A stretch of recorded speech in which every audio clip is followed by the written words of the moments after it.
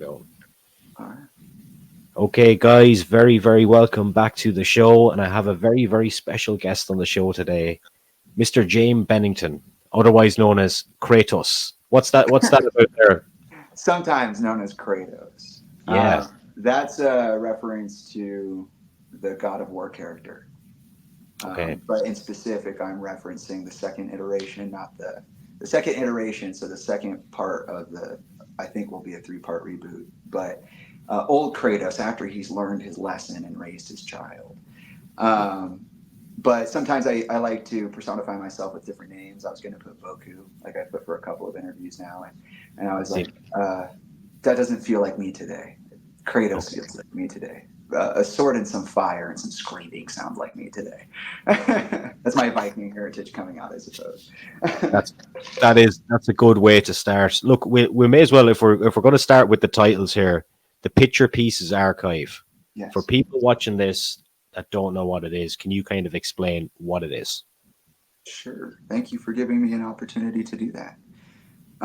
The Picture Pieces Archive is the evolution of my social media platform. So I've been on Instagram for 10 years. I had a couple of brief experimental periods with SoundCloud and blogging and what was the other one? YouTube. And when I started, so it was kind of this long process for me, but over the last 7 years, I have made it a point to heal from my traumas. And in doing so, I kind of realized that I have so many unreliable narrators in my life that there was no real point in asking anybody anything.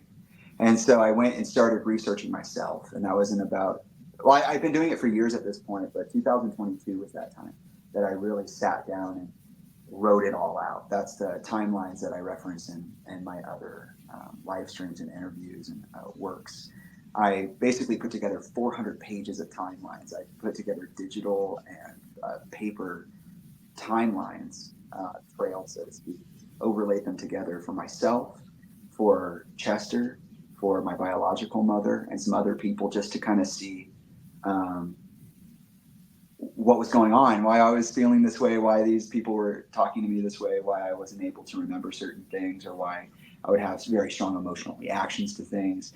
And that's when I discovered my father. And I was like, whoa, that's crazy, because when I'm looking at Chester in my research, I'm seeing Jamie as well. Hmm. And, in my research, I found, for example, that I had been thoroughly brainwashed 3 to 4 times by my parents, by my family. By the time that my dad died, I was telling people stories about my life that were never true, that I believed were always the truth. And I even forgot how I ended up meeting my father. I was the reason I met him, not other people. And, at 5.5, 6.5 years old, I asked, Mom, do I have a dad? And that's where that started. It was a very fairy tale situation. You ask for your dad, and he turns out to be Chester Bennington, Linkin Park. So, I thought that was interesting, and I started using that information to heal myself. And when I did that, I just realized I had so many bits of media and other information that I was like, I would love to see this all in different forms of timelines. So, on SoundCloud now, I basically transmuted all of my social media into the archive. And so each part of the archive is a different social media platform that serves a different purpose. So Instagram's basically a scrapbook of the last 10 years. And then now it's the archive for all my picture pieces, resources, so all my research articles, things like that. So it has the links, you can go look at them. Eventually, I'll put blogs with the articles down below. Um, and then I have my collage, my in real time multimedia collages or video essays that I do on my Instagram stories, which I have posted a lot to today. I actually ended up kind of flipping the switch. Before I've kind of been like, what did Linkin Park do to Chester? Now I'm kind of like, Chester, what did you do to Linkin Park? You know what I mean? And so it's an interesting thing. And this is part of the fun of having these tools, these objects to work with, is like I can reflect more deeply, more articulately using these tools. And so that's pretty much the other side of the coin. So one side, it's about placing all of my materials, all my short films and my home movies and my interviews and podcasts like this one. They're all in the now archive playlist on YouTube. All of the music that I'm writing and all of the sound baths and the meditations that I do are on SoundCloud. That's where I put like the album I released this year. But the album itself, I don't even promote because it's literally a meditation tool for me. So anybody can go see it and listen to it for free, and eventually I'll stream it when I mix it properly. But right now, it's just something meant to help me heal. So that's what the Picture Pieces archive is. On one side, it's a character reference. It's my, you know, soul's integrity. And then on the other side, it's the expansion of all the things that I'm working on in myself, which includes the investigation into my father's life and death. So thank you for asking that question. It's kind of a really complex thing, but Yeah. that was clear.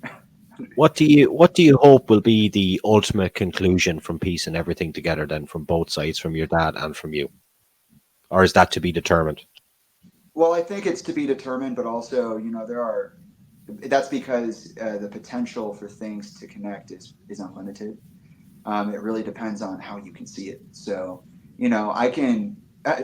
The other day, people were asking me when I was posting on my story, do you really think that, X, Y, and Z happened? Do you really feel that? And I'm like, well, I'm hypothesizing, in detail. So I do believe it, but only because I'm seeing it. You kind of have to believe what you see in order for you to fully see it. So it's not it's a vision more than it is a psychotic episode. I'm literally just going, oh, look at this. There's a list of 10 pieces of information that are readily available in my RAM, and I'm like, wait, but this and this and this, and like for me, putting everything together, overlapping it like that, was what revealed to me that Friendly Fire was a part of the One More Lights B-sides that weren't released but were mixed and mastered alongside the album, potentially for use in another album or in an LPU release, just like they had done with so many other pieces of music, and what they would eventually do with the Meteor box set and the Lost single. So it's like I see all that, and then I'm like, wait a second, but okay, if this was recorded in 2017, then let me look back here and okay, there's Chester's tweets from April of 2017. He said he was with Mark Morton. Who's Mark Morton? Type in Mark Morton from Lamb of God, and then or you find out he's from Lamb of God, and then all of a sudden you find Cross Off on his Antiseptic album from 2019, and you're like, what? Hold on a second. Chester wrote that in 2017. It didn't come out when he died. It came out 2 years after. And then Friendly Fire was recorded at the same time, and that wasn't released until 2024 in promotion of the Greatest Hits album for Linkin Park, Paper Cuts. And it's like, wait a second, that's so strange. Now I need to ask questions.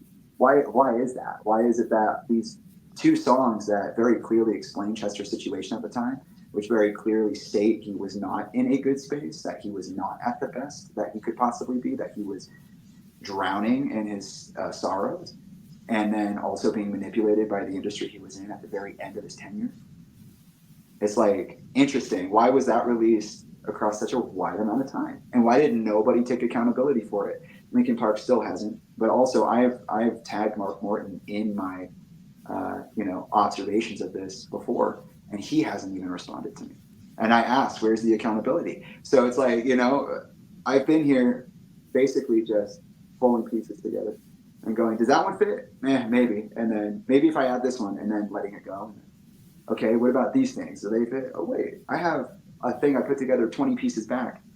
And oh, shit, it goes right there. And look, that's a 10-year timeline right there. And it's that simple. So, I think in my reality, where chaos reigns supreme on every level, having the archive has been something I've had for a number of years, but to make it public and to, bring it into the social sphere and not just keep it in the inner sphere has been a really interesting process, because I feel like when I added like audience interaction and you get DMs and comments, it's like, not only are you observing this in real time, but you're also showing people how to think about things without allowing them to be so final.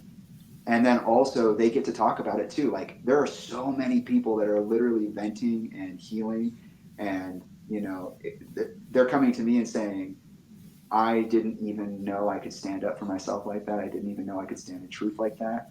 But watching you do it, I'm feeling all the feelings that were pushed down over the last 7 years. Or even people who were gaslit by the band or Grey Days or whatever it was, meaning Linkin Park or Grey Days, about their their entitlement to certain feelings and not situate, feelings about their experiences or perspectives following Chester's death, And it's just been such an honor to be able to be there for people, because I've always dreamed to have community as well, in relationship to all of this. But to have that active feedback, to have people coming with their own stories, with their own healing, their own pain, but also people who are coming to me from like within the industry or within the LP Machine family, from all different eras of the band, are like, there's just a lot of people who have things to say. And Mm. it's not all like, wow, they brought me some juicy D or something like that. It's usually like, no, man, this has just been weird and it just feels funny. Like, I Yeah, don't know how to feel about this, watching all those old Linkin Park guys go up and do this. And then, like, for us to be over here and yeah, be on the other side of the wall for this moment in history instead of being within it. And so there are a lot of benefits and a lot of, um, I feel like, I just feel like the Picture Pieces archive and the way that I use it is so much of like an amplification of my energy. And yeah. so it's just been a blast to see how I heal from it and expand from it, but also how people interact with it, knowing that we don't have resources like this really on the Mm. internet, especially open source things. Yeah, I mean, I'm an open book. I'm literally putting most of my life out on the internet, yeah. with no edit. So, With that and putting things out on the internet, obviously it can be a fucking negative and toxic place as well. And I'm sure you've experienced some it's very nice. negativity from from different parts of the world or wherever. How do you deal with that shit? um, well, I prepared to be out here for a long time. Hmm. When I was putting my timelines together and forming my hypotheses and proofing them through the research, that wasn't just 22. That was, I put 3 years into it. Probably hundreds of iterations. What started out as just a public letter, which most of it can be viewed in my PSA archetype or a prototype, unreleased, that I put on my YouTube, because I had a way I wanted to come to the public. I did not end up being able to do that because something I planned for happened, which was that somebody tried to shut me up. They tried to hack my account 10 times when I was posting vital information about the reasons that I was standing up for my friend Trish at the time. I was standing up for my friend Trish when I came back. And that's because she was pointing out that there were certain elements of Chester's life that resembled the Britney Spears conservatorship. And she had spent years collecting data on Chester. Well, maybe not years at that point, maybe it was only a year. But she was part of a fact finding mission for a documentary series that was being developed on Chester's passing by a YouTuber named Natalie. And that's how I met her. And she's not crazy at all. She's a firecracker, but she's not crazy. And she's literally haunted by the spirit of my father, and was haunted by him before he even died, which sounds insane, but she has like a Chester tattoo across her neck. She got that after he died. She wasn't even a fan of him. She stopped at minutes. Okay, like that's 2007. So like, for people to call her crazy and for her to be so open again, I had seen her like repeatedly be pushed off the internet because she was like, "I'm gonna tell my truth," and then she's like, "Oh, fuck, the internet sucks, bro. I can't do this." And then she would delete everything and then go back. "I'm telling my truth." Do it again. Delete everything. "I'm so tired of doing this." I'm like, "I get it, Trish, but you got to stand up or you got to let it go. These people are not going to ever let you have it, ever. They don't even let me have it." Okay, I'm just kidding. So, we developed a relationship out of that, and I just saw that in one moment in time, and I had spent so many years silent, just quiet. Like, I'm not going to say anything or be anything. I'm not going to start any fights. I need to be as prepared as possible to handle this with honor and integrity.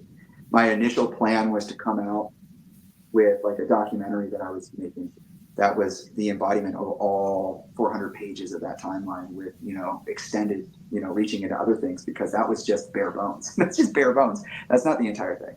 And I'm about to go back into the process of fleshing that out and making something out of that. But it takes a lot of energy, and like I said, I'm converting a lot of things into viable resources.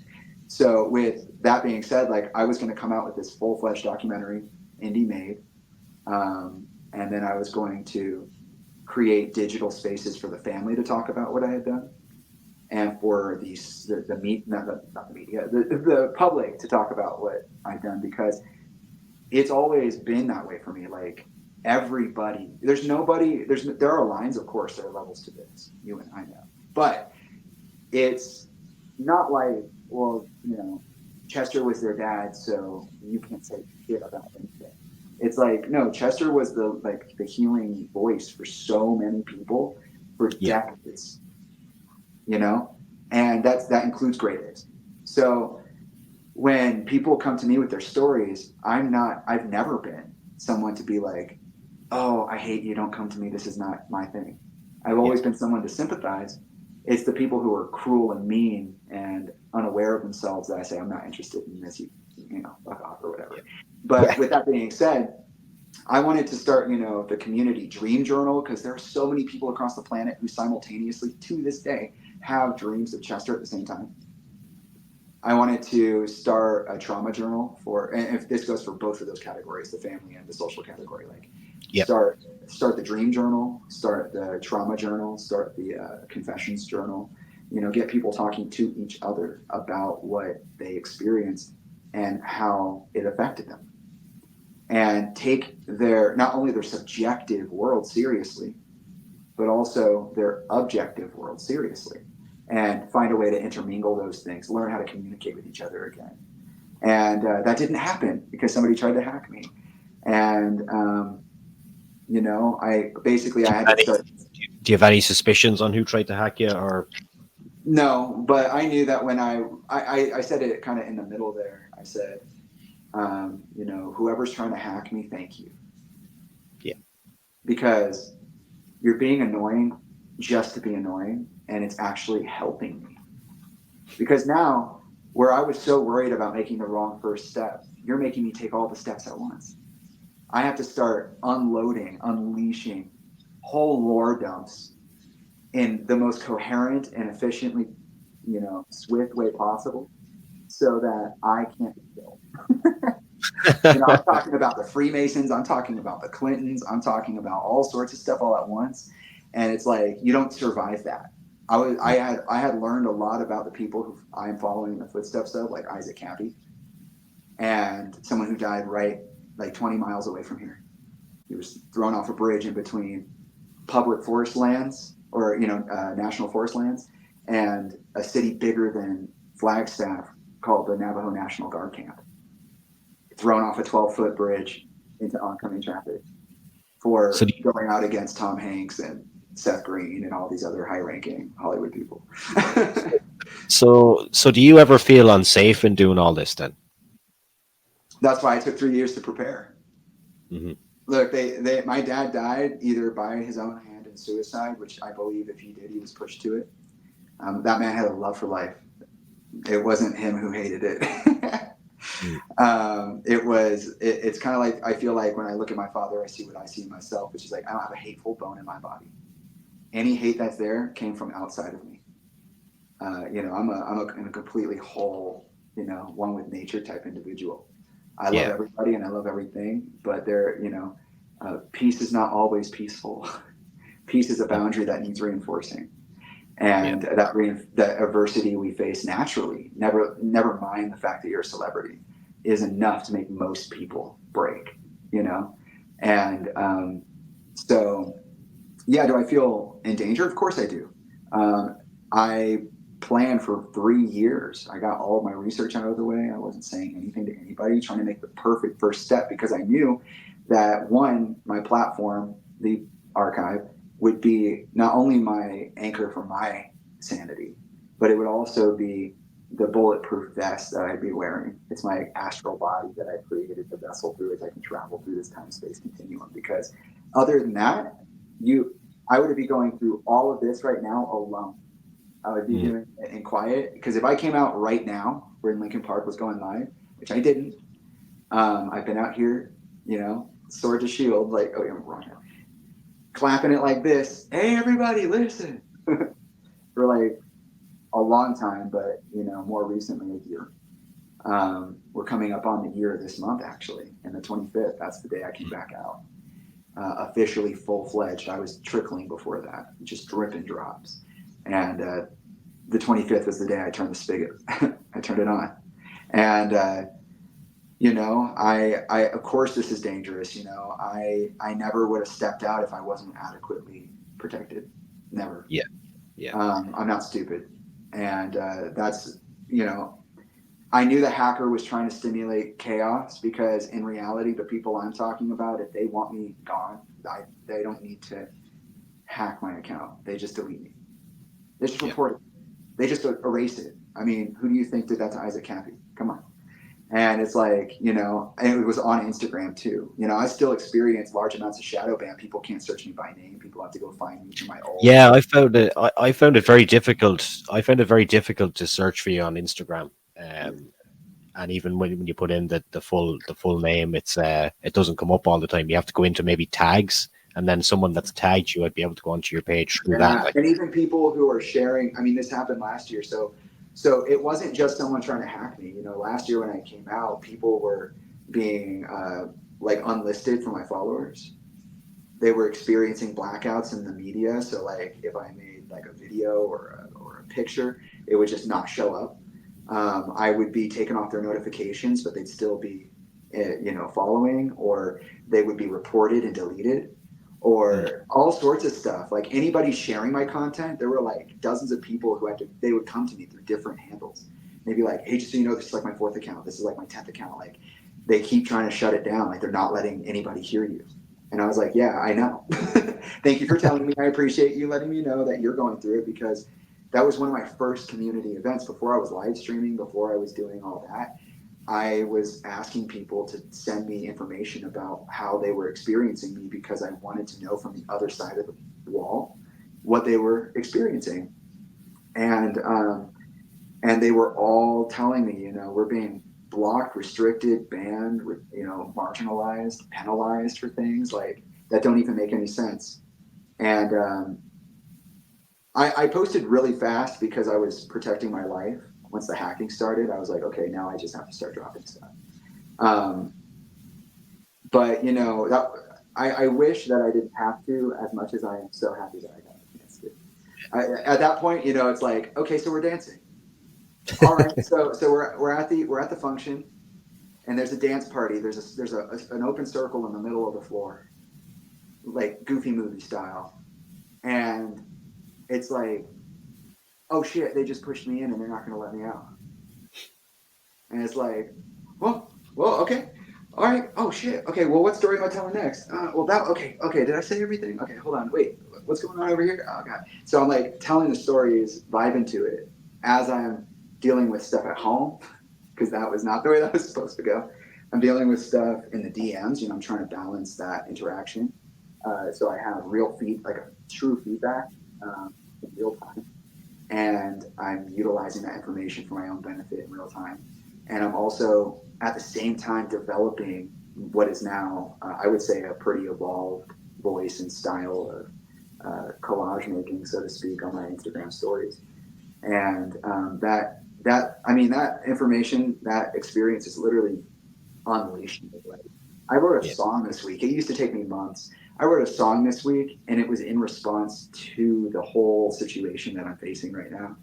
And I was just like, it was at the end of the end of Linkin Park live stream that I did. I was like, I got a song coming. I got a couple of things coming because I was already working on my music, but like this has opened up such a freestyle muscle in me that I'm like, what I used to be, I used to get tongue tied on the simplest shit, and now I'm like, and they're like, oh my god, stop, you're doing too much, and I'm like, what? You literally can't even hear what I'm saying.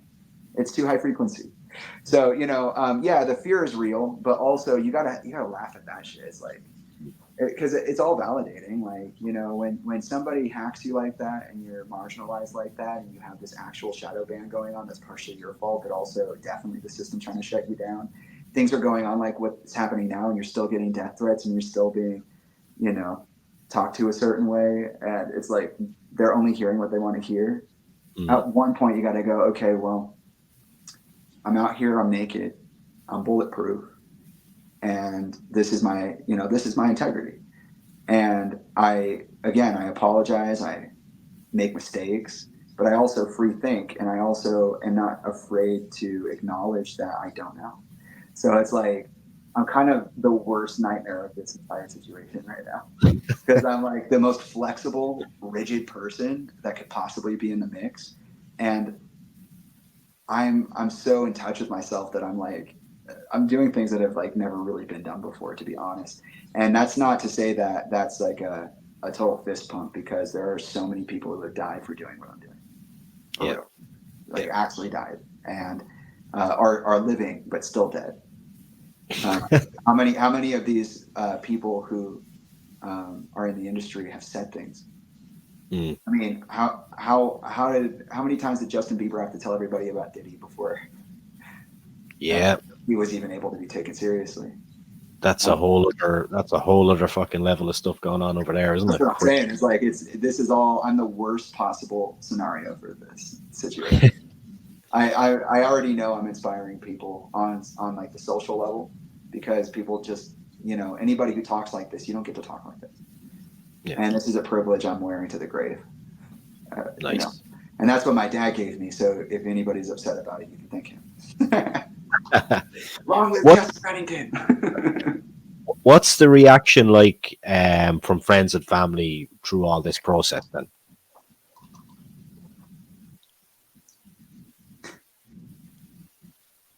Hmm. To quote myself, I'm having the hardest time right now being not being annoying as fuck because I want to look some of you too much in the eye, and I don't want to look at you at all. mm, It's really hard not to be an antagonist right now because my partner and I we live in mostly isolation, and um, it was hard enough to have people just not be interested in the truth that I live in. It's another thing to have someone with real power walking around behind closed doors claiming that I'm diagnosed schizophrenic when they know for a fact that I'm not and I've never been diagnosed with anything. And that only this time last year, they were offering me mental health resources, appalled by what I had been put through after I told them what had happened. Offering healing. um, but, a lot of people can't really hang here. They don't know, they don't really fly like that if they mm, fly at all. And I've lost pretty much every friend, although I've gained some. I've lost pretty much every family member, and I've gained some. I always believe you build your friends and you build your family. They're yeah, really extensions of what you want for your world and what you understand of your position in it and your nature. And so I have the people around me that I need, the people that are compatible, definitely. Shout out to Josh, um, a real homie right there. I can't imagine growing up like Josh did. He's a child of this most recent catastrophic era of America. Uh, Somebody I get to talk to who I have to constantly remind myself like, no, their childhood was COVID. Like them going from teenager to adult was COVID, and things like that. It's like I look at these younger people who I am not that far displaced from him. I mean, yeah, maybe it's like 5+ years, but and that's not a lot in terms of generations. But it is so much. And shout out to Josh for his perseverance and for taking this seriously. He's someone who's definitely learned the seriousness of the situation. mm, It was not that way all the time. I had to repeatedly remind him often when we first met, and it was kind of like a thing we had to work through, just like what the world really is.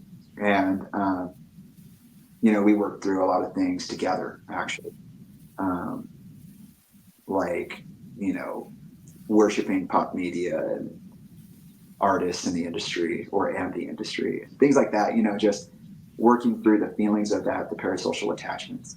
So he's a real one, and he did 2 videos on the Linkin Park situation. We'll do an interview, and I have an interview with him that is yet to be posted. But you know,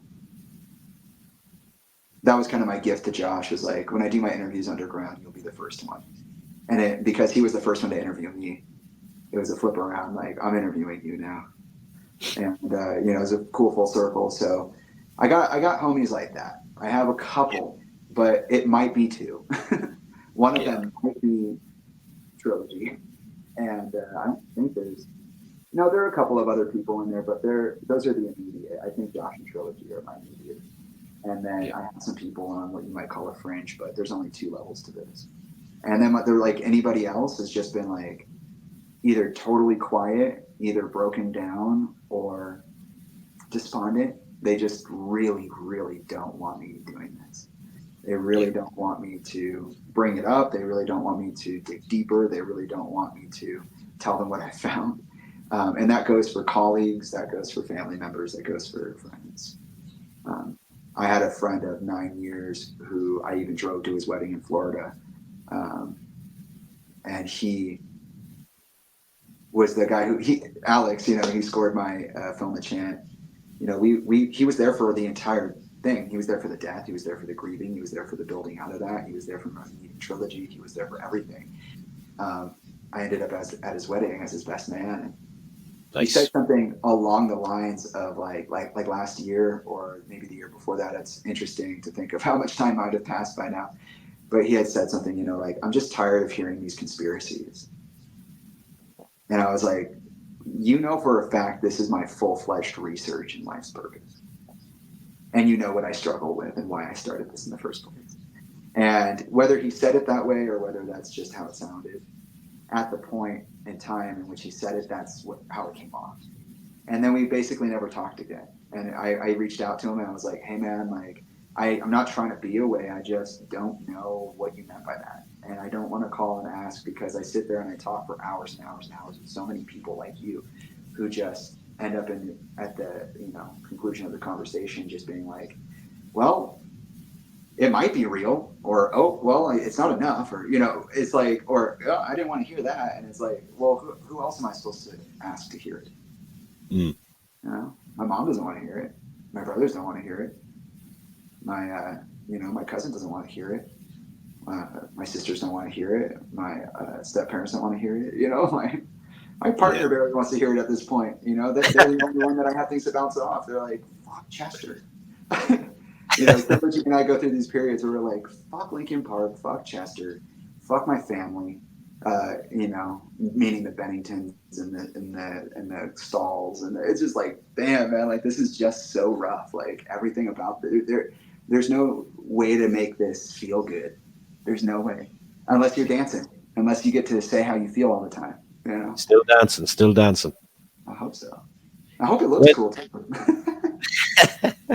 When you're pulling a stick couple, you're pulling a stick combo, and then you're like, somebody got a video of you, and you look back and you're like, oh shit, that looked awful. That was no good, but that felt right.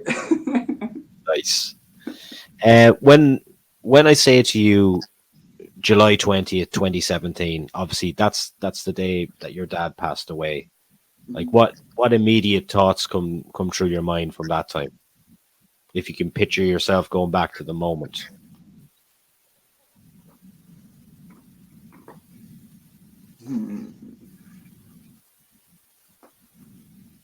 2017 was a weird year for me. Mm-hmm. A very weird year. 2017 was like the last half of my junior year of college, the summer, and the first half of my senior year. And, great timing for a dad. And so I'm there like in college trying to keep my head on straight. I'm running like a website, blogging, releasing like short stories, reporting on my composing activities because I was a composer, film and television, singer-songwriter stuff, and which, that was on and off, but mostly film and television. I was building up my portfolio for the industry on all levels. I was writing pilots and things like that. I was making music, like I said. I was also, learning the ups and downs of, and also ins and outs of like marketing and promotion. I got a music business degree at the University of Arizona. And so, I was educated in all these things. I know about, industry cycles, and it kind of that's ultimately, I think my education when I started the archive actually kind of ultimately helped me know where to look.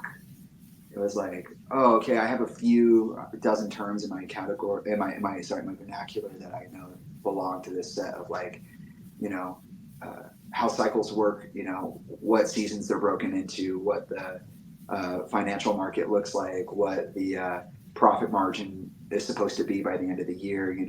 Where are people trying to hit certain financial goals? What are they selling? I got to look at things like that and study it. And then later I got to apply that knowledge, which is really cool.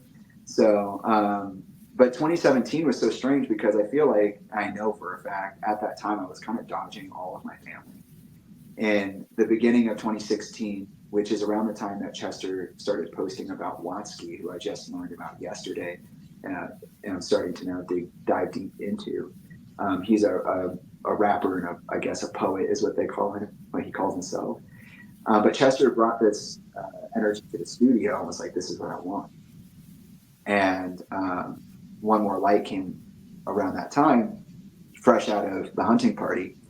And so, that's an interesting thing to think about. But 2016 kind of happened, and apparently Chester, he did go to therapy or at the rehab. We did a family week there. And then he allegedly got off his antidepressants, was processing his grief of Scott Weiland and some other things going on. And then in 2017, they had already recorded and then retracked all the vocals because Chester did not like his vocals. He did not like how dependent he was on his substance. That's what I heard him say. Or actually, who said that? Maybe he didn't say that. I want to think about that. I said it again. Like I think I've said this to myself like 3 or 4 times today, and now I'm realizing maybe those weren't his words. Maybe those are somebody else's words. I'm gonna think about that. That he had to re-record all of the lines for the entirety of One More Light, the entire album, not just the song, because he was drinking so much when he recorded them, which implies to me he was doing that back in 2016. But anyways, he apparently got off his antidepressants. We had this weird moment where by the time that 2017 rolled around, we had been in a good place. We had a couple of really interesting, we've been in a place we hadn't been before, which our relationship was filled with hot and cold pockets. And usually he was kind of torn between home life and the industry machine. And, well, actually, that's kind of the only thing that he ever lived through, and not at least with me. And we had a couple of interesting moments that kind of maybe bonded us more. Like, he went to San Diego Comic-Con that year for like an LPU event, I believe. I was in the car with him, and there was that death hoax. No, it was 2014. Who the hell? What is going on right now? Somebody's trying to tell me something. I came across something. Hold on, let me refocus. That was not it. I lied. We had a couple of things, I don't remember what they are, that brought us together. That was 2014. I'm talking about 2016. My apologies. But there's some kind of connection there. Oh, he came to visit me. My dad came to visit me one time when I was in college. He was the only one who did it besides in the Bennington side. But Elka came, and we had like a weird relationship. That was a weird time for my biological mother as well. That was before our breakup in 2019 and all these weird things. But with Chester in specific, and I want to focus on him because he died that year. So he had come to meet me in Tucson. He was like, "I'm in town." I was like, "For what? Why are you in Tucson? You live in California. Anything you'd need in Arizona, it's like, what are you driving around Tucson? That's so weird." And I remember it being like almost an uncomfortable situation because he'd never seen me like living alone as an adult at that point. I'm in my junior. That would be on the first half of my junior year, right? I remember he came when it was a little colder out, so it had to be closer to winter than not. So probably in the fall, which means to me I would be in my junior year. And I had just been. Oh yeah, 2 things. I remember now. Oh great, you're helping me on that. Thank you. I appreciate that question. The way you phrased it is triggering a lot of things. So we had this moment where he came to visit, but also he was. I had tried for my freshman and sophomore year of college to get into the composition studio. I had just built out this incredible portfolio. Like still to this day, I love it. I'm like, wow, how did I do that? That was amazing. And they told me there was no way I wasn't going to make it. I was too good. Like literally, that's what they told me. Okay, this is not my ego. This is what I was told by the composition studio staff. And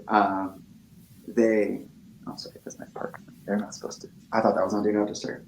But they kicked me out, and I had to switch to music business. They said I didn't have the musicianship required, which I think anybody who knows me at this point would be like, that's just ridiculous. I mean, I'm a very capable musician, and I had all these skills back then. Okay, so that was really hard for me. I actually quit music for a long time. So during the summer, I didn't listen to music. I didn't write music. And I told Chester, like, I'm just depressed, dude. Like, I didn't even make friends because I was trying to transition to, an Ivy League school, like Thornton School of Music, for my first 2 years. And I built out my portfolio, and I didn't even make it into the studio. And I know I'm better than all of that. You know what I mean? And he was like, you are always going to be knocked down. I'm really sorry to say that, but like, you're going to get a million no's before you get one yes. And sometimes even that yes will fall out. And you just need to keep pushing. Like, you're so talented and you're so worth it, but these people will take that from you if you let them. And you need to not let them. And that was coming from Chester Bennington in the industry. That was coming from Uncle Chester, not Daddy Chester. That was coming from Big Brother. He's like, look, man, they're going to beat the shit out of you. And that just comes with the territory.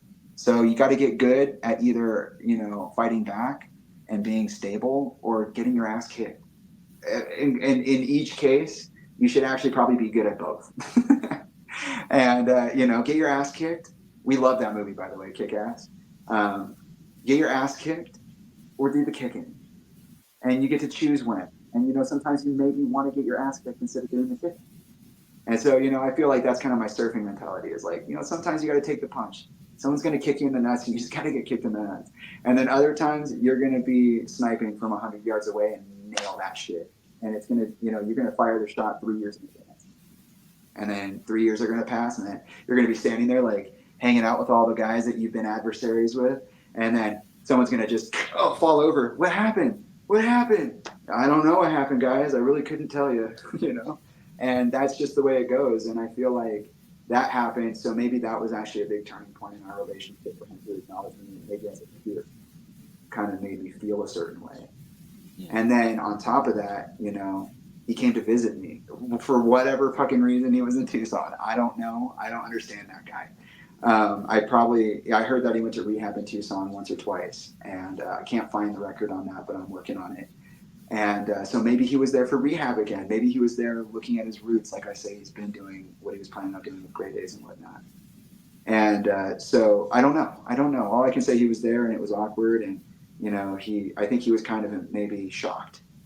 I think when he saw the way I was living, the way I was on my own, I think he kind of realized what I had said in 2016 during the rehab therapy sesh, the group therapy sesh. Maybe he realized, like, oh, this is what that fucking looks like. Oh no. Oh God. Like, this is really bad. They don't even know that this is this bad. Like, Jamie thinks everything is the best it's ever been. But then, come around February of 2017, the turn of the year, I was at a point with my dad where I was like, I need to tell somebody, and nobody understands me like that, because nobody understands Chester. Nobody understands the world that we've been contracted into. And I called him up, and I was like, I just need to talk to you about something. Like, I'm just going through a lot. And he said, okay, go ahead. And I called, and he just listened, and I was like, I don't want to die. I love life. I really do. Like, I feel like I got great friends. I feel like I like being at the gym. I feel like I like the fact that I have good grades. I feel like I've worked really hard for what I have. I feel like, I'm doing everything that you need to do. I'm socializing. I'm expanding into my art. I'm learning how to articulate myself. Like, why do I feel every day like my panic and anxiety is going to literally cripple me? Like, I can't sleep. I'm basically an insomniac at this point, which is something, he obviously saw was evident in my environment, that I didn't really have a lot to put of myself into my environment. My walls were bare. My concrete walls were bare. It looked like a prison cell. You could probably see the dark circles under my eyes and the weight gain and all these things, just the toxicity in the body, because I wasn't sleeping. I was trying so hard, but I couldn't do it. I'd be up at 3 a.m. storming around the fast walking with music as loud as possible in my ears, punching my fists together. Something I did when Chester passed, that brought me to a realization or an awakening of sorts for myself. Like, oh, I'm harming myself. Like, it just clicked. Like, right there, I hit myself so hard to redirect that I was like, whew. oh, I just hit myself so hard I might have just like bloody knuckled myself. And that's something that is kind of serious. And then it's like, well, why is that serious? And then it's like all the voices are like, you just hurt yourself. And you did it because you wanted to. How many other times do you hurt yourself because you want to? Because that's what you've come to understand is right for you because of the life that you've been given. And I was like, oh my God, that's wrong. That's actually like a symptom of illness, right? Like, okay. And that was in the winter of 2017, the fall. Basically that same time that Chester came to see me, I came to that realization a year later. And so, by the time that happened, it was February. I was telling Chester, like, hey, I want to be here, but I just don't physically feel like this is good. Like, like, aren't you supposed to be like, aren't you supposed to like love the feeling of life as well as love the idea of it? I don't love the feeling of life. And I wasn't diagnosed with anything, not given long-term therapy options. I had rejected therapy, and in my defense, I had rejected it because of the history I had in my family. I rejected antidepressants because I will never drug myself like that.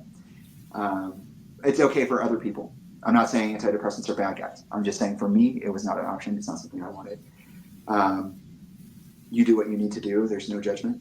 And this is fucking hard, guys. This is raw dog in this life is tough. And it really doesn't matter who you are. And, he told me, I see you. I hear exactly what you're saying, and you are right. You are absolutely 100% right.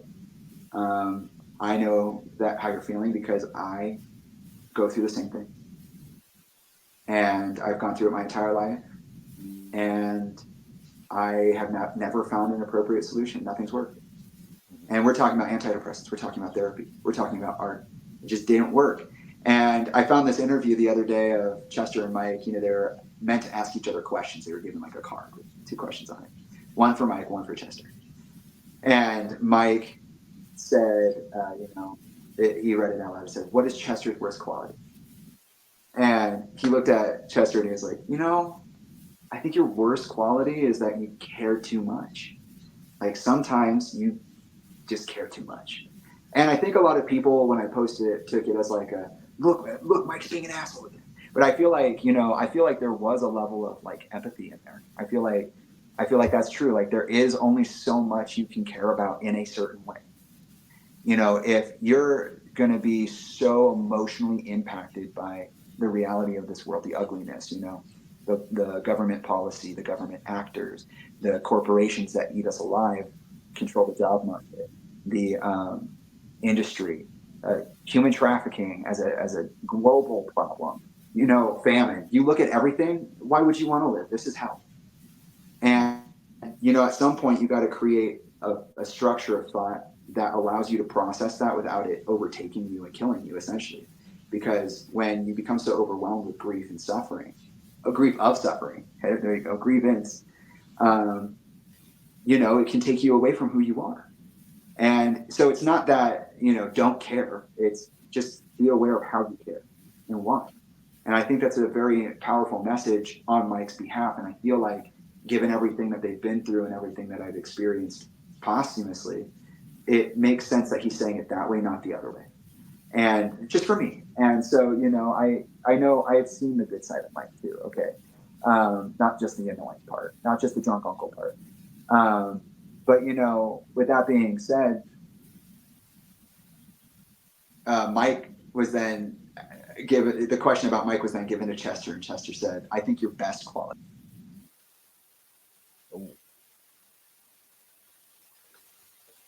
I'm just going to pause it there for a second. Sorry about that. What I was saying is that, Chester turned around and he was asked what Mike's best quality is. And he said, I think you're a great father. And I think that was such a tender moment. And I just think that that's all interesting given how, he ended up passing away, because ultimately we're talking about 2017 as an entire year, like after I told Chester in February that I was suicidal, he basically slowly phased out of my life. 6 months almost. It just became, he literally became a ghost. And then I never saw the body. He was just gone. And in that time, he turned around and he started working with Grey Days, remixing and reworking the music to make it modern, and also preparing for the October show, which ended up being his memorial show in a twist of irony that no one expected, apparently. But I definitely think that people did. And then he was in the studio in April with Cross Off. And then he was back on tour. And he was supporting Hillary. And he was involved in all of these political things at the same time. All of this was going on. Trump was doing his chaos. He was running for president a certain way. And he was competing with Hillary Clinton, who had left her position as, I believe, the head of the Department of State. And she had been found by the FBI to have a hidden server in her basement, which Chester allegedly saw what was on that. He was apparently someone to see videos like the ones that have made even police officers end their lives. He apparently saw that, according to his sister. So he was deep undercover in some stuff, according to legend at the time, and he was playing favors and sides. And it seems like at a point he realized, there's only so far that's going to take you. And it seemed like that was probably the Manchester Arena bombing in the UK during an Ariana Grande concert. Well, I think there were two things. I think it was the bombing, which at the end of the Ariana Grande concert, they were waiting for people to the stadium, and then they blew up the entrances and the exits. It was pretty devastating. Linkin Park was supposed to play that venue that year on tour, but they hadn't fixed it in time, so they weren't able to do that or repaired it in time. And then there's the other thing, which is that Chris died. Chris Cornell died, and that had a lot of significance for him. Chris Cornell is in the same vein of activism music that Chester is. So he's not only a brilliant part of that bigger image, but he's also now a victim. And so all of that's going on as I'm just trying to get through my junior year, that part of my junior year and into the summer. It's a lot. It's a lot. Yeah, and I'm so removed from everything at this point. I was so mad. Like by the time he died, I was just so ugh. I'd be on the phone with and he would be on the phone, but sitting next to it for an hour out of sight, and then all of a sudden, it's like, oh, Chester's there. Crazy. What's he doing? Playing Clash of Clans? I hate that guy. Why is he acting like that? I just told him I was suicidal, and then he's over here ignoring me and fading away. It's so annoying. And then but by the time that he did pass, I was dodging everyone. I did not want to be around anybody. I was dodging all my parents. I was dodging Chester. I was dodging probably myself. I just wanted to read books and watch movies and sit by the pool, go on bike rides, hit the gym, go hiking. I just wanted to do Jamie stuff. And so when I actually got the call that he had passed, I ignored it. I think I was called a dozen times almost. And I realized how many calls it was and how fast it was. And I was like, oh, what is that? I got to answer, And then I was told, Chester's dead. And, we all need to center ourselves in California. And there at the house, I met Jeff Blue. I have a memory of meeting Jeff Blue, one of the original producers of Linkin Park, the guy that got them into Warner, through Brad, got them into Warner. Which, by the way, I'm waiting for his rollout. He said he had a secret archive full of unreleased things that he was willing to share. Oh. And he never did, so I'm just curious about that. I wonder if, Kyle Christner, Jeff Blue was thrown out of court. You know what I mean? So it's interesting to think about. But, 2017 was a really strange place because, I finished my junior year. I went into my summer. I told my dad I was suicidal. Finally got to the point of telling my parents how I felt. And then he faded away into nothingness. At the time, it was an incredibly complex political atmosphere. And then suddenly he's dead. And then I'm seeing that his house is covered in, colleagues and industry professionals. I'm meeting Jeff Blue. I'm meeting the guys in the band of Linkin Park. They're telling me all these things. There's a construction fence around the house because there are so many people from domestic locations, but also international locations already at the house. You know, we're being watched by cameras from the hilltop over the fence, and you can't get peace or quiet anywhere. There's like the media's running with it, TMZ's running with it.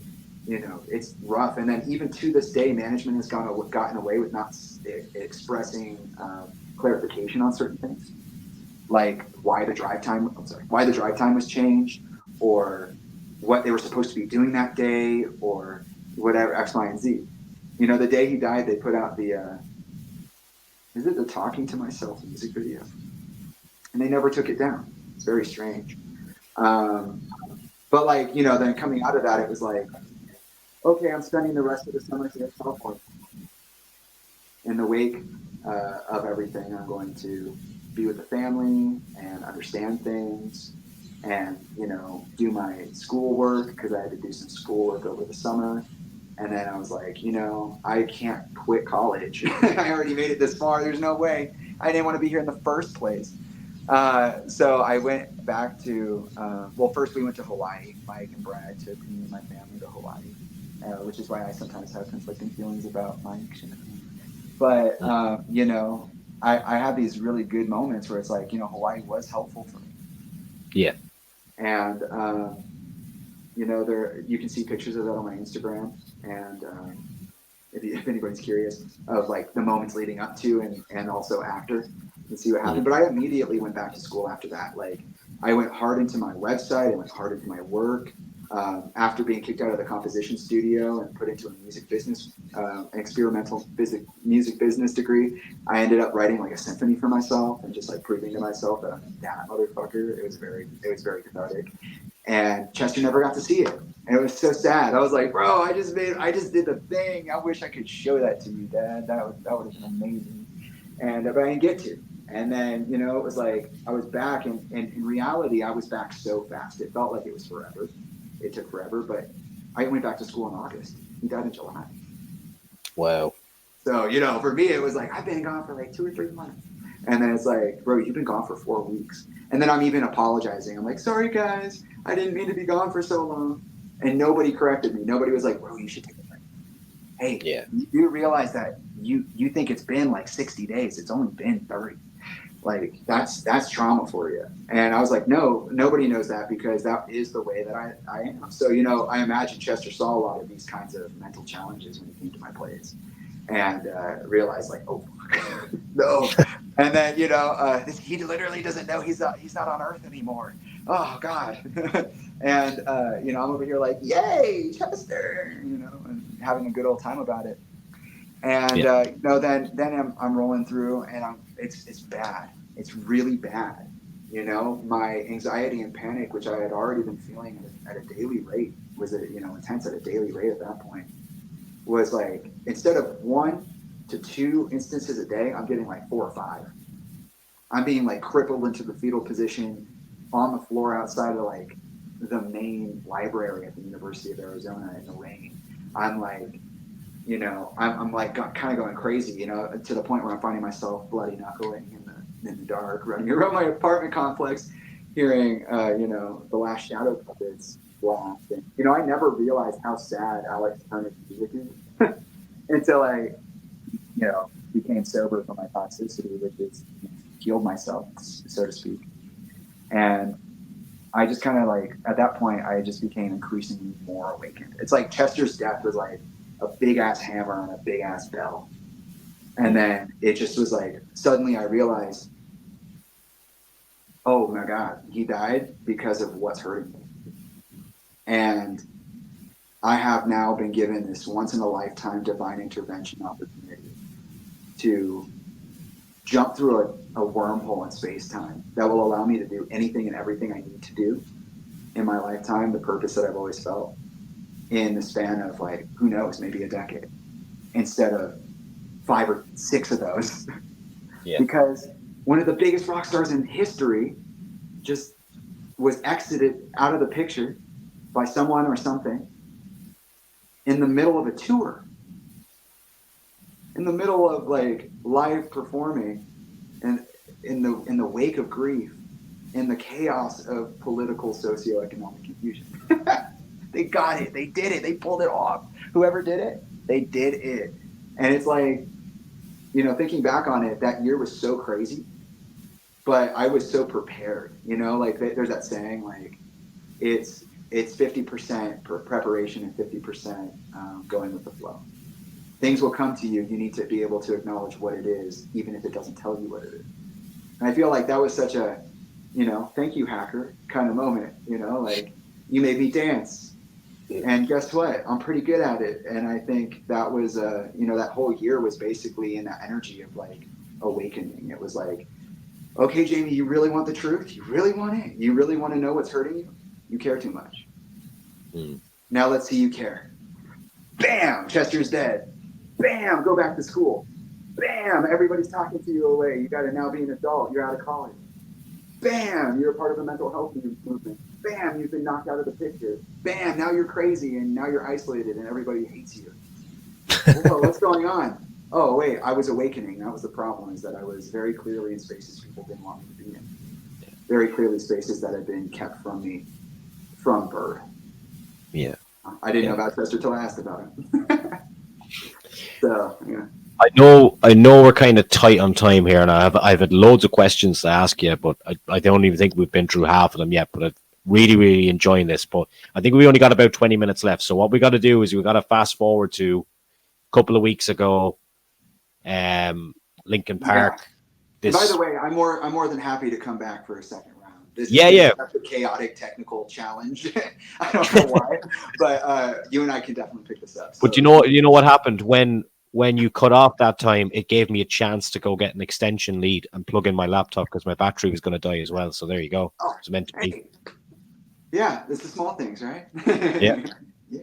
But did you have any inclination about? Now I know there was lots of online speculation and rumors that Linkin Park were coming back. A lot of people thought they were going to come back with Derek from Sum 41. He did some stuff with them before.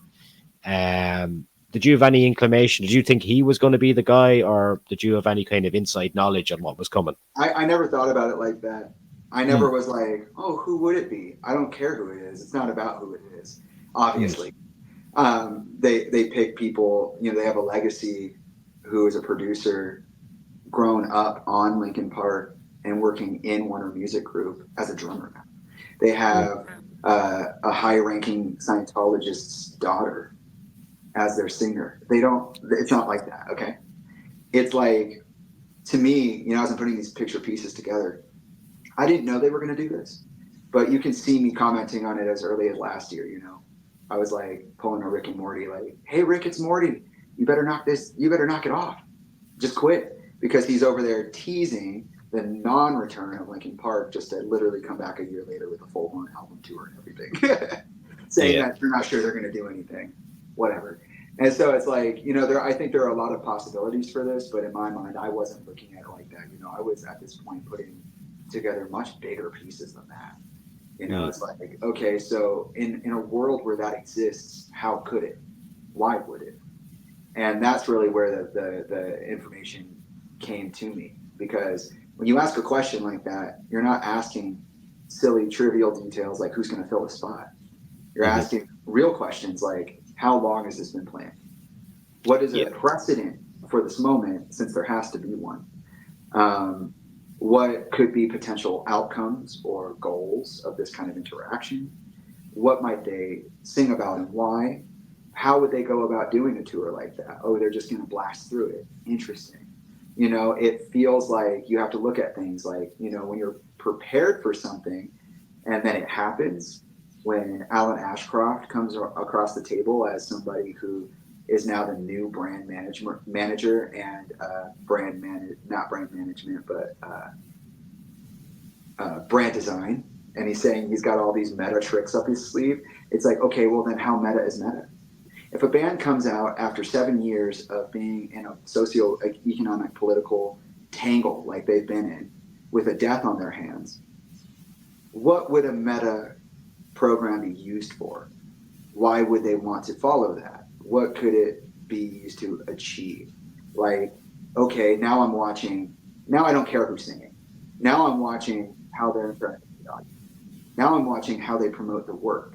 Now I'm watching, like, why, for example, why call the world tour From Zero if it's in reality a greatest hits reunion tour and you haven't dropped the album yet of the title From Zero?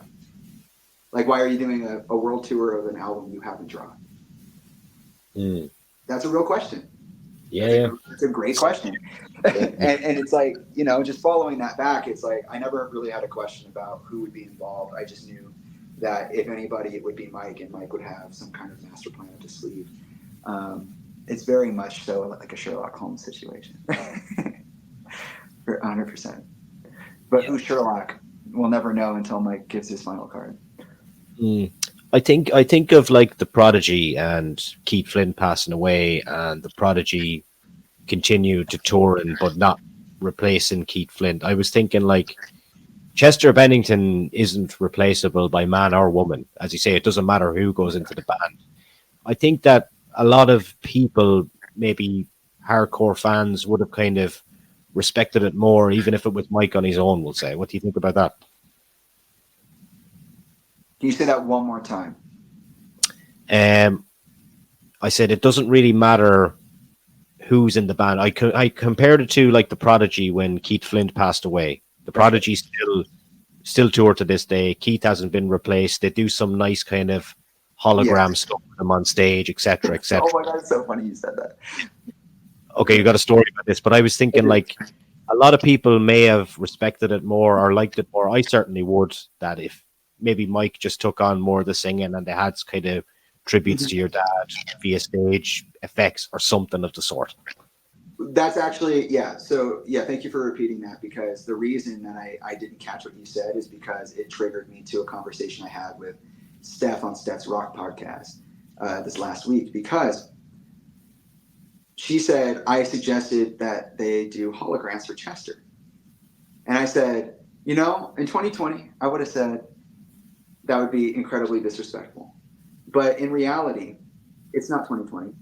This weird world has taken a few evolutions in the direction that I think people were expecting, but also entirely unexpecting us. Mhm. And the reality is like, if Linkin Park came back and did a reunion greatest hits tour with literally the ghost of Chester Bennington as a hologram, and then called it that, and then dropped a new album with a rotating uh, cast, so to speak, or even with new band members, that would have been better.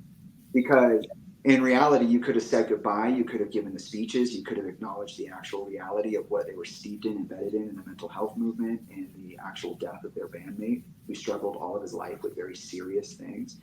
Um, it would have been a nice way to pay tribute. And don't modify Chester at all. Play the album vocals. Have him dance around stage, have him do his thing. Don't make it, be tasteful about it. You know how he would do it. Maybe you guys could take, like, a cool idea would have been to take like whole tracks of, performances of the songs.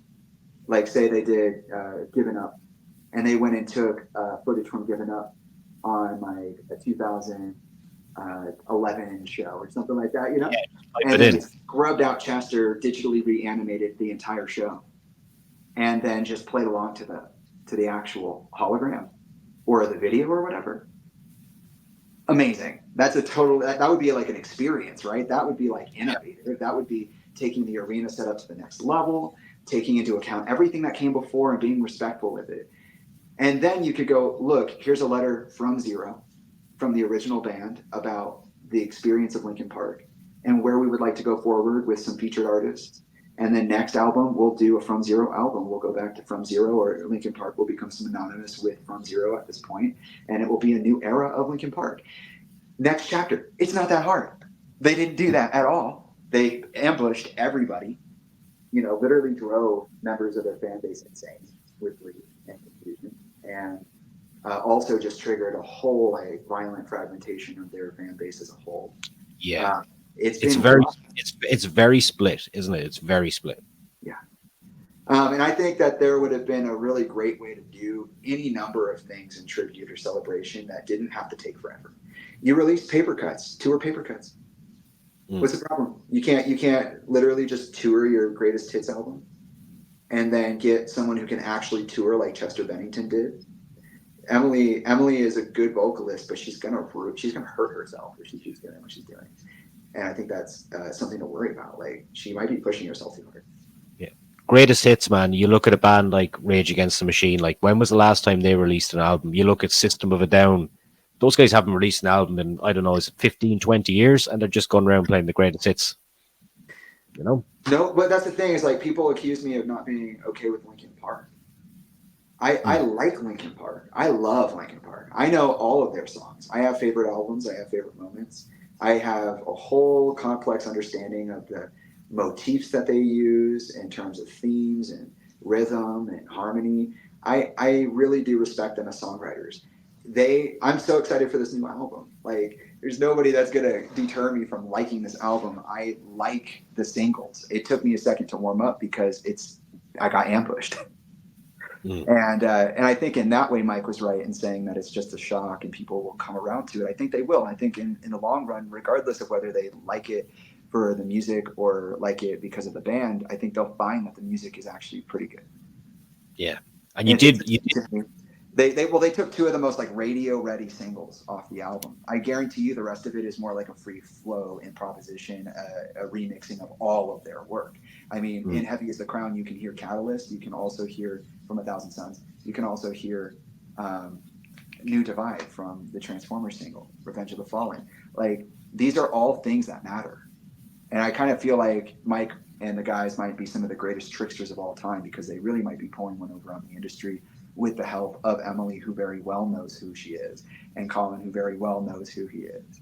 And this really might be a big middle finger by, through the action of self stimulated hate and frustration. They're trying to burn something to the ground on purpose, But it just feels that way because, again, there's the tour implications, there's the album implications, there's the acknowledgement that like every album they've ever had has been a diss track against somebody. Every album they have, I'll use it again. I'll be that nail in your coffin, saying I soften. I was ducking down to reload. Mm. You came up with the right kind of threat to make me let you know that you can't intimidate me. Those are their words. Until it breaks, the body bends until it breaks and sings no more. I think they might be bending the fuck out of this until it breaks. For You real. went to see you went to see a show a couple of weeks ago. You got some tickets. How did you end up getting the tickets, and what was the show like? Because I know you were kind of reaching out to people looking for the tickets. They sold out pretty quick. Just because we're close on time, I want to cliff notes this really hard. But for Okay. anybody who wants to know the full thing, just so you know, I did a live stream that's 4 hours of me talking about the entire process leading up to the show, my Yeah. experience of the show, and how I feel afterwards. Um, and so that is available to you. It's on my YouTube, which is the I, Picture Pieces I will Record. link it. I will link it below this video. Oh, awesome! Thank you. So I'm not going to go too deep into it. I probably got like 5 or 10 minutes left. Yeah. But overall, if I had to say it in a few words, Hmm. the whole process was pretty bamboozling. I'm not going to lie. They came out of nowhere. It was frustrating because I have been marginalized, silenced, broken down by these people. Whether they're on the right track or not, it doesn't matter. It still feels away before it's explained. And if it's explained. And I'm totally aware of like, sometimes you got to sacrifice a little to get a little. So maybe right now is a moment where they're going out and they're saying, you know what, it's too complicated to include many people. So what we're going to do is we're just going to blast it open. And Jamie, you can be as mad as you want. I'm sorry I have to do this to you. But the only way to get the truth out is to lead with the truth. What does he say? You can't win the war when your white flag's out. You can't win the war when your white flag's out before it begins. Yeah. And it's like, that's true. Given the situation of the Hollywood system and the industry, the entertainment industry machine, what's going on with Sean Combs and everything right now, like it's it's very serious. What's going on with Drake and Kendrick right now is very serious. And it's like, if Mike's on that wave, if he truly felt like what I had given was a means to change, given our history, then he probably would just kick the door down and come in guns blazing. You know what I mean? Like, he probably would be like, you know what, fuck it, okay, bye. Mhm. You know, I'm doing this. You know, like, you know, that's wartime stuff. You know, you don't really think about that like that as a fan, but like, this is a cartel. Like, these are mafia. This is not. This is all coordinated effort. And so, you know, given Alan Ashcroft and the whole situation, all I'll say about the lead up to the concert is that they've done a great job at being nothing. They've done a great job at being confusing and sowing chaos. They have done an excellent job. They've even gotten things backwards, like their world tour. What a stupid decision. Is it? You know, there are real questions to be asked here about how serious these people are actually being right now. And, you know, like Mike said, you know, this is going to be the day you know it is. Because I'm tired of explaining what the joke is. This is what you asked for. And really, we're just playing a game of Counter-Strike. And, you know, with that being said, I got tickets to the show through a fan. They bought them for me as a fallback. The tickets were exceptionally, like, very expensive. And I also paid my way. So the Yeah. tickets themselves were like $550 something. And I ended up spending like $2K in California just with, you know, eating well, not starving myself, getting a hotel, Of course. driving, things like that. And so, you know, by the time I got there, I was actually threatened by the Church of Scientology.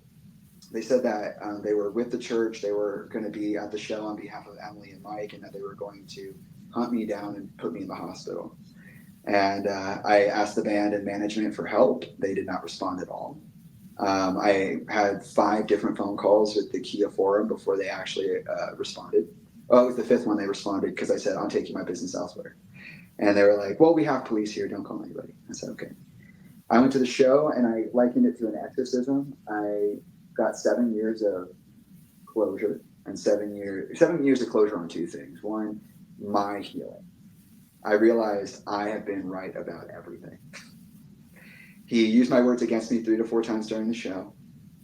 He had the show opened by someone he mentored, By and someone. By someone. What was that last bit there?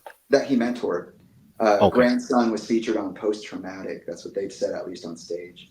Mm. And that was tough to watch. You know, I love the vibe. They did a great job. It just felt weird. It was weird to hear Mike talk about me to me, knowing I was in the crowd. I know how they handle security. I know how protective they are. They knew I was there. I had given them a 48-hour notice and everything. And at that point, it was like I had law enforcement helping me out. I had people in the crowd and bought tickets specifically so that they could be there to get into the fight if someone came looking for me. Crazy shit. And then I had people there who were just there who were already going to be there, but, you know, very seriously wanted to help me. Yeah. And so, you know, it was a very interesting thing. I had someone come up to me at the show when Mike changed his wording from replace to erase on stage. I was like, those are my words. Those are mine. You fucking said what I said. I know you know I'm here. And, you know, he's playing stupid on stage too. And at that point, someone came up to me and they were like, dude. And I was like, no. Like, I'm sorry. I know it's kind of like intense, but like, he used my words. They're like, no. And I was like, what? And they're like, I know you. I watched you on I follow you. And I know what you're saying. Like, I heard that. I just lost my mind. Like, that drove me. I had to come talk to you just now. And I was Wow. like, whoa. And I caught that on camera. I was like, oh, I was just recording them and I caught that on camera. And then after the show, it was just real simple. You know, I did a live stream with Serge Del Mar. I went to Chrissy Carnell Bixler and her husband, Cedric of Mars Volta, because I heard that they had been intimidated by, because Chrissy is a Jane Doe in the Danny Masterson case. She was one of the Jane Does intimidated by Emily and her crowd. And she was speaking out about everything. So I went to them after being threatened by the church, and I was like, hey, can you help me? I don't know how to do this. Like, what do you guys have any point? I could do this myself, but do you guys have any pointers for someone who's being assaulted by or threatened by the Church of Scientology? And they were like, yes. and they hooked me up with a guy named Serge Del Mar, who has been a very cool person to get to know. He's a survivor of Scientology. He's an advocate, and we went and did a live stream afterwards. That's also available on my YouTube. And right here. And I'll send you the links. That'd be awesome. Yeah.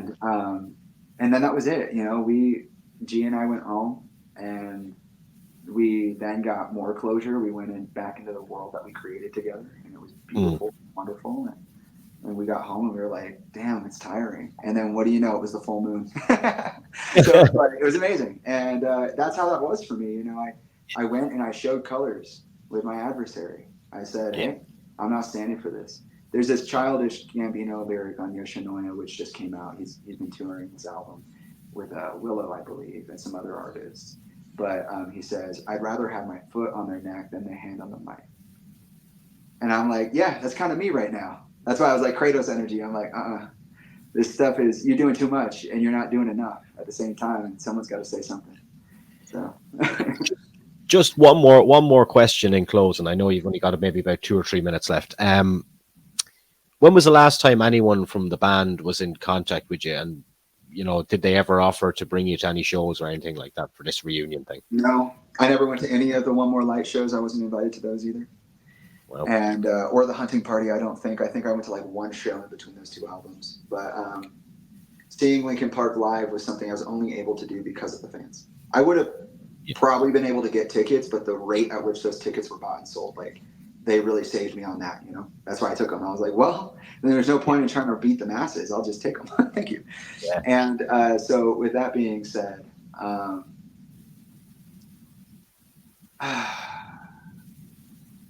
I have so many thoughts about that. Could you repeat the end of that question again? Sorry.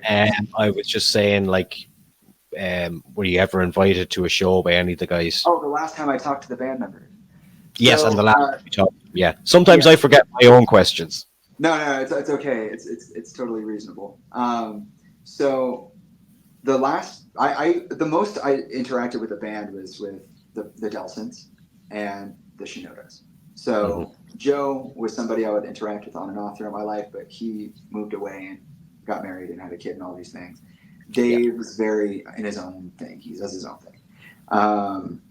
Rob has never been someone that I've ever hung out with, and I just met him on tour. You know, like I would see Rob on tour, but like Rob would just be Rob. He wasn't Uncle Rob. He was just Rob. You know, it was Uncle Mike and Uncle Brad and these guys, but it was never Uncle Rob. And I'm still worried about him, by the way. I still will not accept no public statement from him. I'm very excited about Rob Borden. He is 1/3 of Linkin Park. I'm worried about Rob Borden. So with that being said, you know, I was mentored briefly for a number of years actually, by Anna Shinoda. That was about a 2-year process. Someone I went to for help in writing and keeping my vocal integrity when I was writing about certain things. She was a published author. We also went on some magical adventures together. I thought I really had a family and support community in that, and then she stabbed me in the back pretty severely, especially as a child growing into the world. I'm not just somebody who has things. I have to still make everything for myself. And for her to say basically like, don't tell people the truth. If you do, hide it in code or lie about it. That in the way she wanted it, it was lying. She wanted me to lie about it. And I was like, no, there are certain predatory behaviors that need to be acknowledged. And especially with relationship to my father and all these other situations happening, not just me, like, I hope you're not telling other children this. And as a mental health advocate, especially. And I said, no, I'm going to tell my truth how I want to, when I want to who I want to. And you will not determine that for me. If the point of telling the truth is to tell the truth, and that's part of the healing, then I choose to heal than to lie. So that ended our relationship. I haven't heard from her in a while, but the last time I reached out to her, I believe, was in June of last year, with my, I think, 3rd or 4th part of my final statement to her. So they all knew I was coming out public. They all know what's going on with me. They purposely chose not to involve themselves in it, which again, tricks the situation. It could be one thing or the other. And then finally, Brad Delson was somebody who I had told about what was going on with me.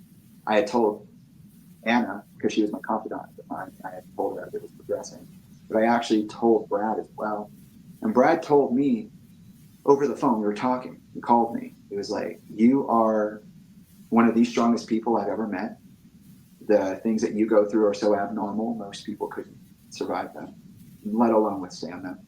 And the fact that you are still continuing to burn your way into reality is phenomenal. And, you know, I respect what you've been through, and I see you, and you are just like one of the most amazing people.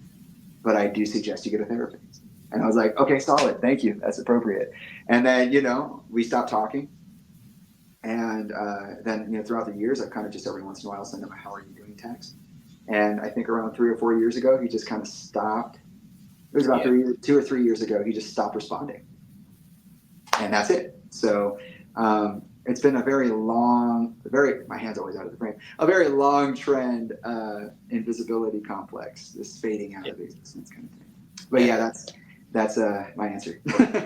We are we're extremely over time, man. Look, I really, really appreciate you taking the time out to talk to me today. Of course. As we wrap up, I'm going to put the link to your YouTube channel and those couple of videos that we mentioned. But is there anywhere else that people can follow you on, or where's the best place to catch you? It's just the archive, you know. There's the Instagram face, which has links to all the rest of the faces. There's my YouTube face. There's my SoundCloud face. Yeah. And those are the three entry points. They contain a lot of similarities, they overlap, but they also are individually designed to, you know, hold certain kinds of media, certain kinds of experiences. So feel free to browse. And I do live streams and postings, and I'll be getting to regular scheduled videos and things like that soon. But Yeah. it's been a bit chaotic, so Yeah, I can there'll be a understand. couple of weeks still. Look, we'll hopefully catch up again, do another show, maybe a couple of months down the line, and see how you're progressing, man. But look, really, really appreciate it, and I wish you nothing but the best. Yeah. Yeah, thank you. I appreciate the opportunity, and we absolutely will talk again. I want to hear what else you have to pick my brain, because if I didn't even get to have your questions, I want to hear the other half. Yeah. I Nice. appreciate your energy, man. I got you a few times there. Thanks, man.